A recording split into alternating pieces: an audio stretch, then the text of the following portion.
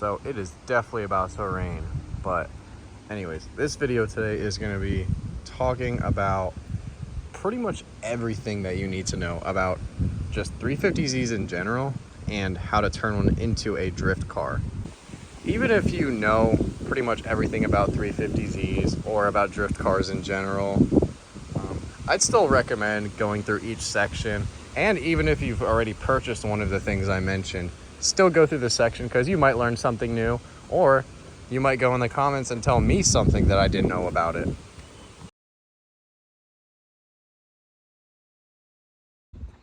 So recommended is I have an oil cooler here, and the lines run there, and then they run up to that little sandwich plate here, this little piece, and then there's my sensor, my filter, and then the lines go behind it.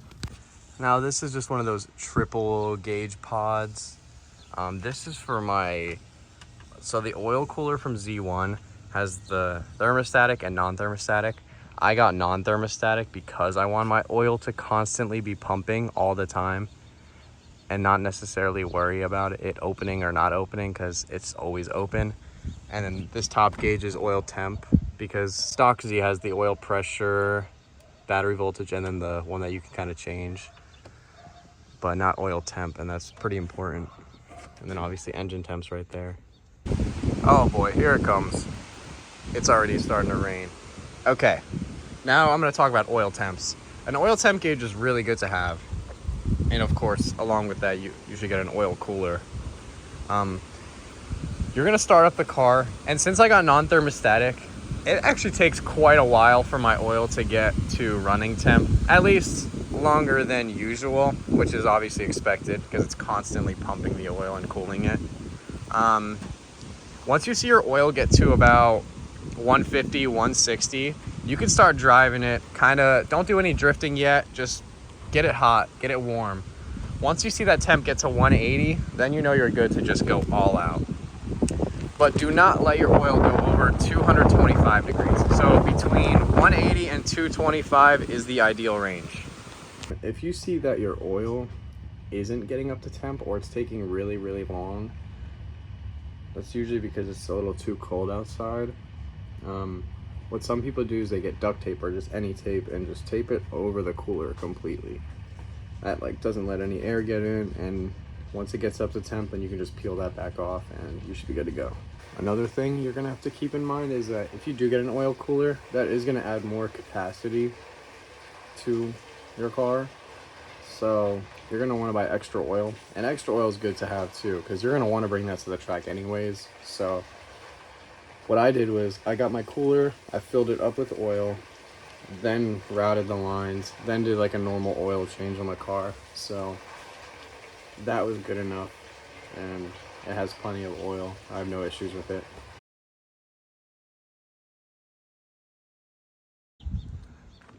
Kind of hard to see, but Mishimoto radiator here. Definitely a plus when it comes to drifting. Not exactly necessary, but if you're going to be starting off drifting, you're going to want to get laps in. You're going to want to learn, get better, and the more frequently you can do that without taking breaks, the better for you.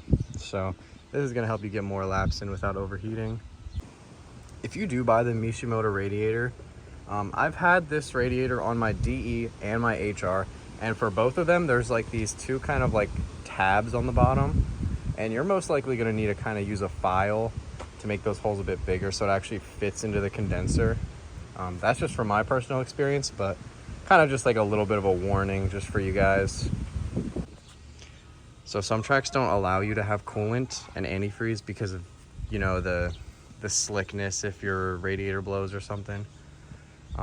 Some let you, some don't. I just went ahead and did the not option with Redline water wetter and distilled water.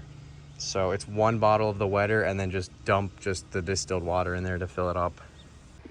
Most tracks are gonna make you have a coolant overflow with 350Zs.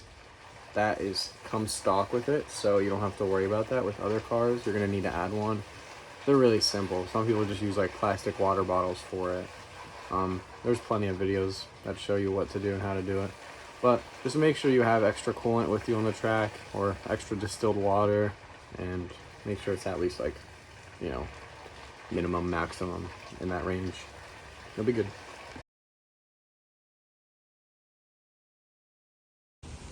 So I have the Mishimoto thermostat, and please listen to this. For the DE, I had no issues installing one. I took it out, put the Mishimoto one in, fit perfectly, no issue at all. Now, for the HR, when you take out your old one, compare it to, compare the OEM one to the Mishimoto one. If they are a different thickness, you're going to have to buy a shorter bolt. I made the mistake of not really comparing them and just trying to put the other one in, and all three of the bolts bottomed out and all three snapped into my block. So I had to drill and tap. So if you do have an HR, especially an HR, please compare the thicknesses. I'll show pictures of mine and what happened, and you'll be able to tell what I'm talking about.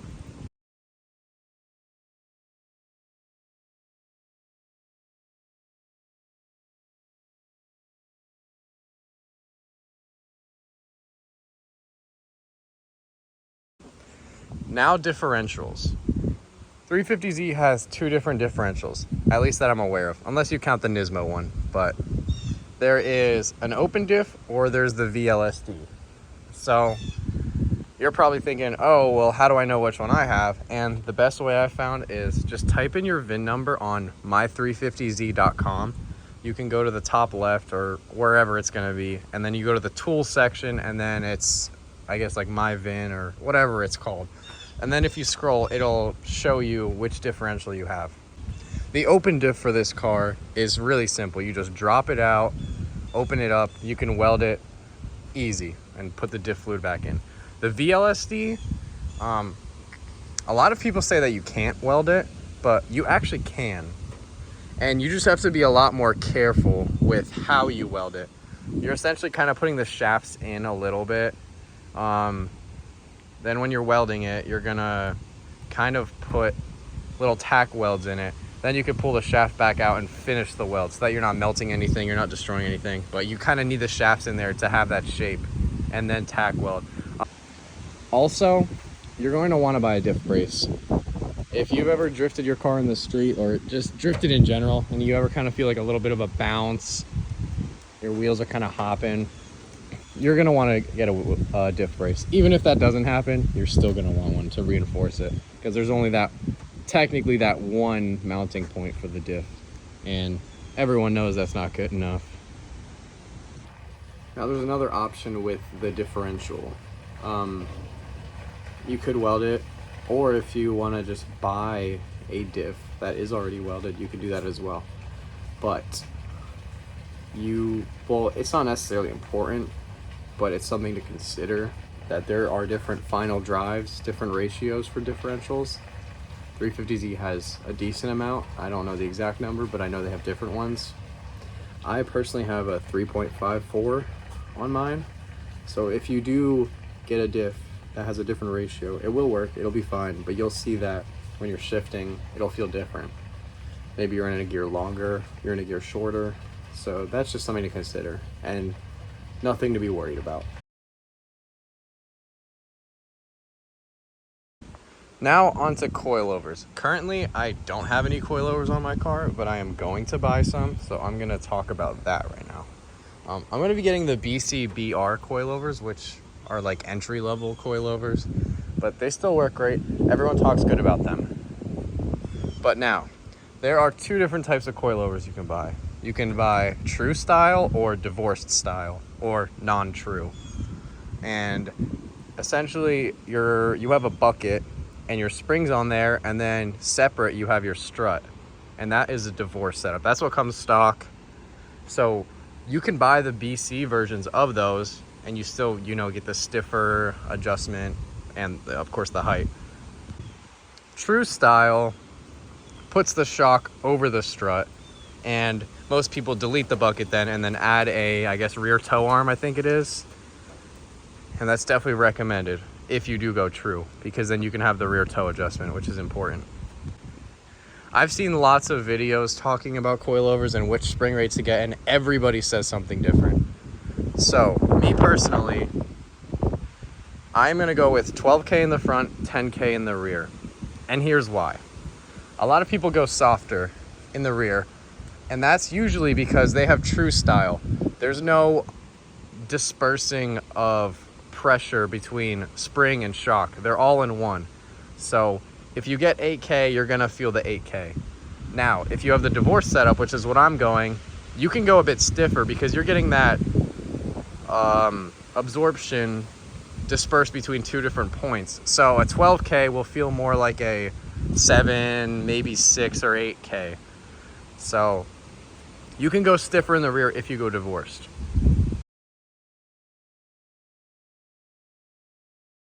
So you're either gonna go with the true coilover or the divorced coilover.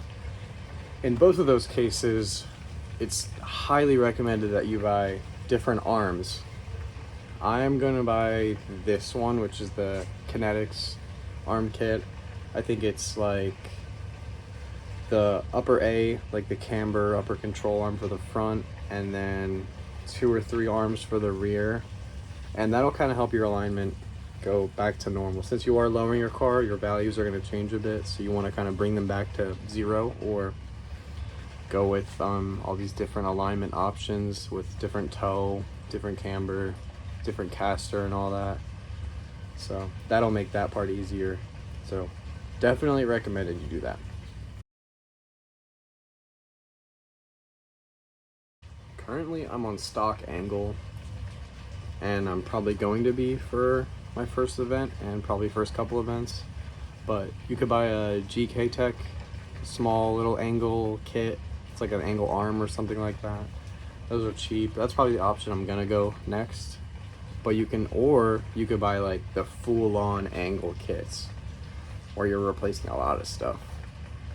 Those are more expensive. You are getting more angle, and they're more structurally sound, so it is a better system. But just thought I'd mention that there's those two options.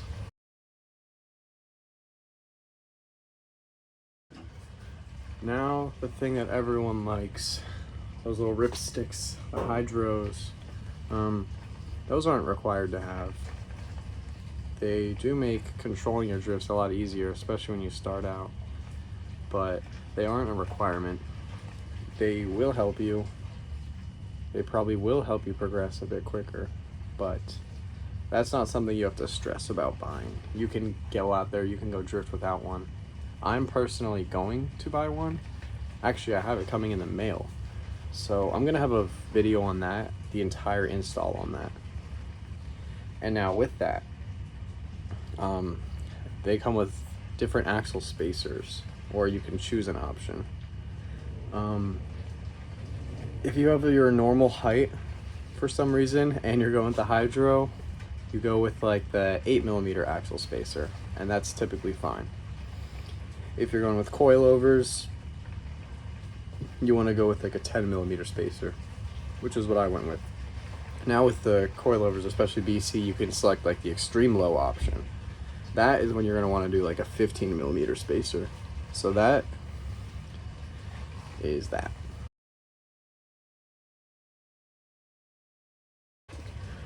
Now for like different maintenance stuff. If you do get a hydro, you're going to want to get better brake pads. It's like the semi-metallic, the weird combos of different metals where it has like really good initial bite. Like the R6s, those are a good option. And of course, brake pads anywhere else. Make sure you're always checking your fluids, oil especially. Also with the Z, you have the timing tensioner, timing chain, gallery gaskets. That is the most common issue with high mileage Zs. So if you see that you're getting like low oil pressure or just something weird with your oil pressure, that is most likely going to be your cause. Specifically the gallery gaskets. Once you're in there, you should do the chain, the tensioner, the guides. But if you really want to do bare minimum, just do the gallery gaskets at least.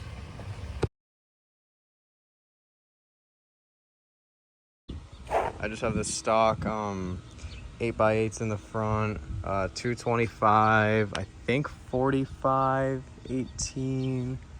Let me see. Yeah, 225, 45, R18 on the front.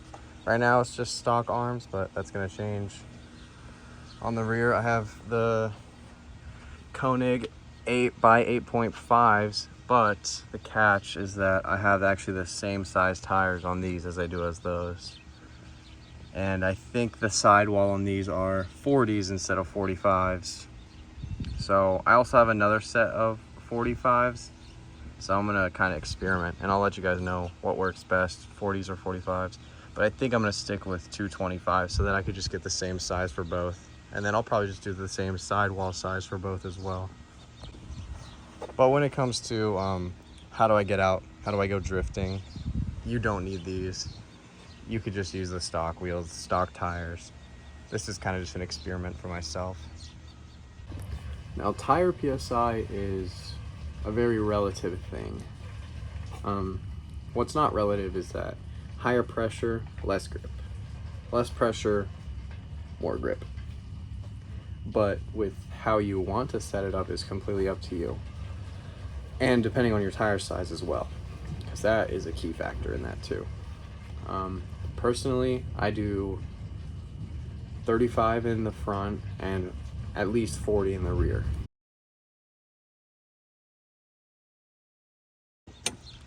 Fire extinguisher, an absolute must. I have a 2 pound here. Some require a 5 pound or like 2 5 pounds, but you're not gonna probably see that much.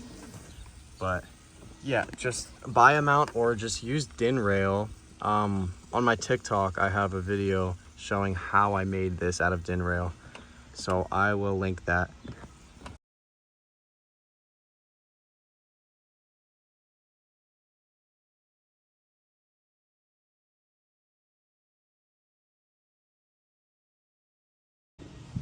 You're gonna need toe straps, rear and front.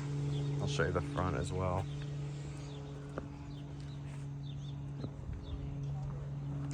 So also for the rear, it's kind of hard to mount in the rear, but essentially what I did. So I drilled a hole in the top and then in the bottom, and there was a plate in the middle, so I had to drill through that too. But got this bolt on. Once my strap comes, we'll put it on and then bolt it up to this. Make it tight. Put the bumper back on. Might have to make a slit here, but we're good. So I have the Glow Shift brand gauge, oil temperature sensor, and I'll drop the exact one that I bought in the description, or I'll just put a picture up right here. And there's something kind of unique that I did with this, where there is, let's see, let's pull this out a bit.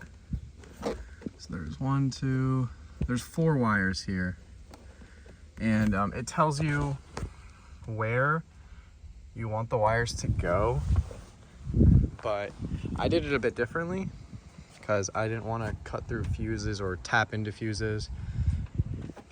So I actually have my power routed into this little cigarette lighter, which is nice because I could also turn it on and off if I need to, but that just stays permanently on.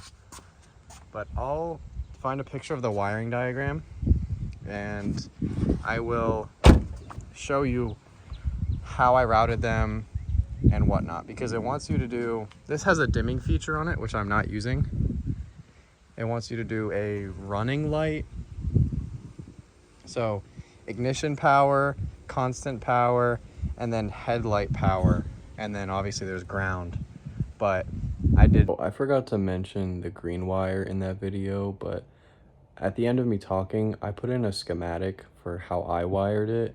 And you'll see the green wire, how it goes to the white wire of the sensor. So that's like the signal wire. I did not use the dimming one at all. I just completely cut that one, did not use it. The constant power and ignition power, I just tied them together into ignition power, because that acts as a memory, so that once you turn your, let's say you select red as your color, turn your car off, turn it back on, it'll still be red. But I didn't care about that. So I just tied those in both into ignition. So when the car is off, there is absolutely no power to that gauge. And I like it better that way.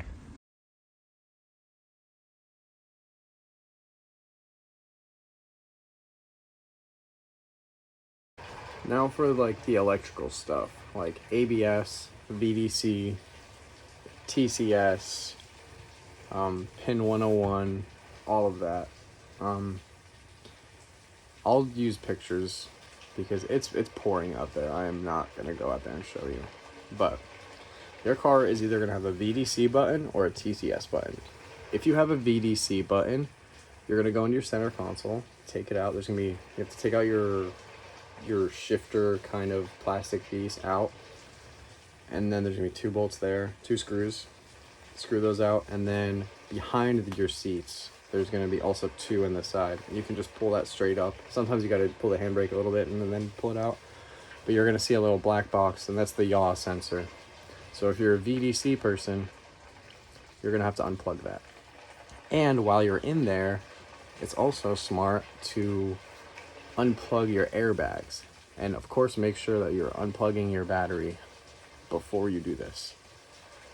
If it's a daily car, probably leave that plugged in, but if you're going full track with it, just unplug that airbag, because you don't want something dumb like a little cone to come up and hit one of your sensors and then your airbags go off.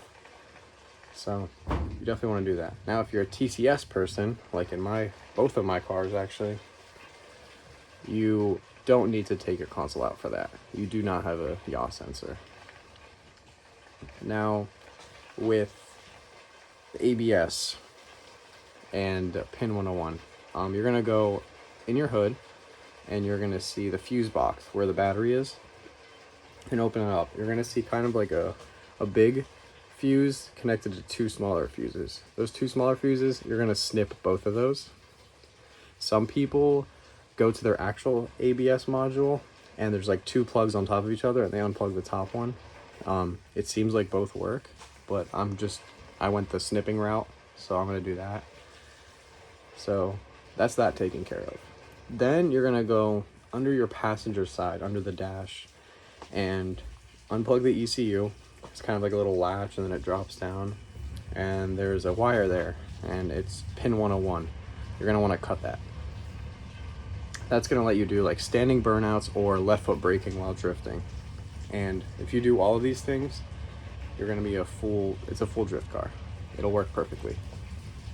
Anytime you're doing wiring in your car, at the very bare minimum, on those butt end crimp connectors, or just anytime you're having contacts of 2 different wires, anything like that, at least use electrical tape. Wrap it up a bit, put it around it, just protect it. Wire loom, wire sheathing is the best way to go. Sometimes you're in really tight spaces and it's kind of hard to do that, so at least just use electrical tape, and also use zip ties, so you can just kind of tuck the wires against like a random tube or even against the frame. Just anything you find, just zip tie it. Not too tight, just enough to keep it there.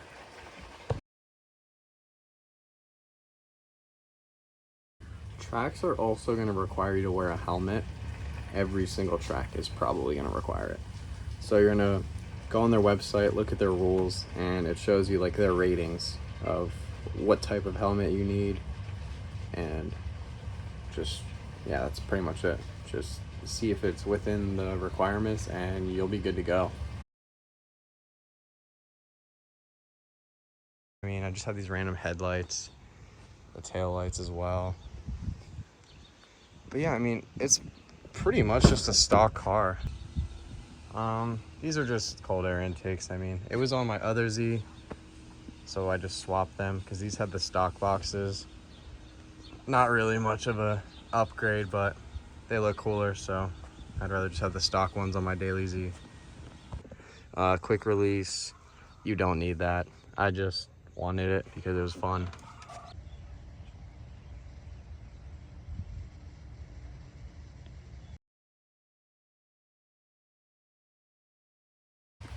When it comes to track day, you want to bring an extra bottle of coolant or water. You're going to want to bring a bottle of oil, specifically for us Z guys. You're going to want to bring lots of wrenches, lots of sockets, because something might break in a tight space and something might break that's not in a tight space. You don't need a breaker bar. Definitely bring an impact if you have one, because you're going to be changing out your wheels 100%. I'm personally going there with 4 wheels on my car, an extra set of wheels, and then an extra set of tires. So altogether, I'm gonna have 8 tires with me in total. But you want to make sure that at least one of the sets you leave with a little bit of tread, so that you can get it on the trailer, get it on the dolly, or drive it home, whatever you're going to be doing.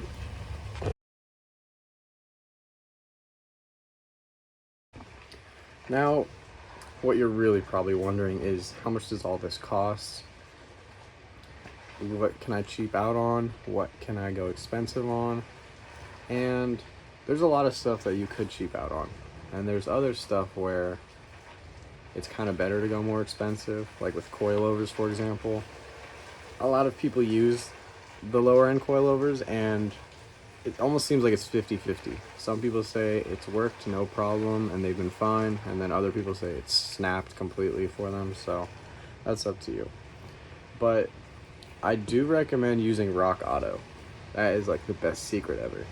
You get the best prices on there. Like, you can shop for almost any part for your car on that website, and it's great. Awesome prices, and the stuff works. It works great. I just put rear calipers on my car from there, and I have not had an issue with it. They bled perfect. They fit perfect. They're great. Okay, but I'm gonna drop in my Excel sheet with everything I've purchased so far, and you'll be able to see all the prices of everything, and then I'll put in the total cost too. And some of the stuff isn't necessary, some of the stuff is, so yeah, I'll talk about that then too.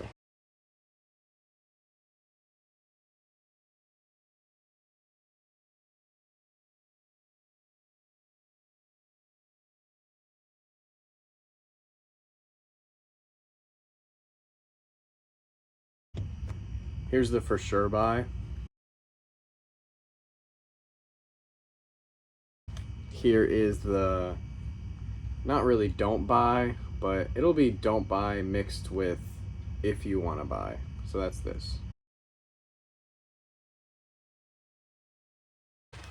If anything I said in this video was false, if you thought something was strange, something was weird, or if you have something to add on to, please leave that in the comments. And if it's something really big, I will pin it, or at least try to get the exposure to it, because I want people to use this video as their only guide that they'll ever need for a 350Z.